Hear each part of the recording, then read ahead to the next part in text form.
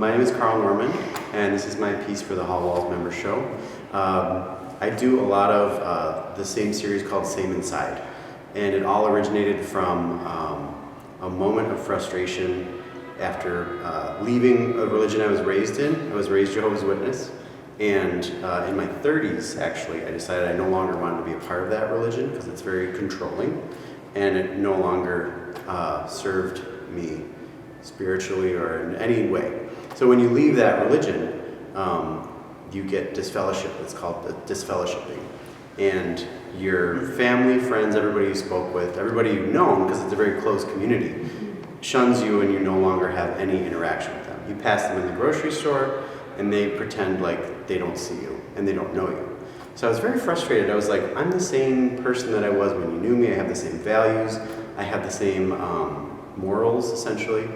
And I was very frustrated, and art has always been the way that I've expressed those frustrations. So it started with a very, very simple image of just the outline of my insides, the skull, very stylized, and just the outline of my profile.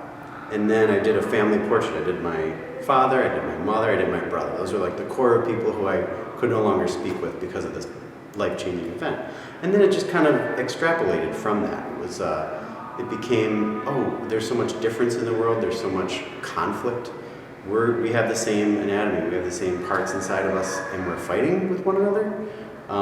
So this is just a continuation. The skull left that kind of line drawing and became a little more fleshed out to talk about the complex inner emotional world that we have. And I don't really view it as like a death symbol. I know it in Renaissance painting and stuff, it was dark and death, but I feel like it's a life symbol. When we're alive, we have it. We see through our bones and our skulls in particular. And it's in every one of us, and there's this beauty on the outside, this very polished person, and this is called low pony. I often name them after the hairstyles, because I ask people who do hair to be able to use their images. I ask permission to use their images, and I just like the vibrancy of the line over what's on the inside. And this is my piece. So why a 3/4 view from the rear? Ooh, I have a 2-part answer to that. I went to the Dali Museum as a teenager, and there's a painting at the Dali Museum of a woman with these 2 curls down her back. And it's before he got surrealist. It's just a pure portrait. It's about this big. And there's certain paintings that just kick you in the teeth. That just, you can't, I still think about it probably once a month. And I love that. It's like this very intimate view, and it's almost like you can recognize somebody from that line if you just see that much of their face. There's an intimacy in me to seeing the eyelashes and to seeing like that much of the ear. Yeah, that's the B part, is that you can get pretty much who that is from that line.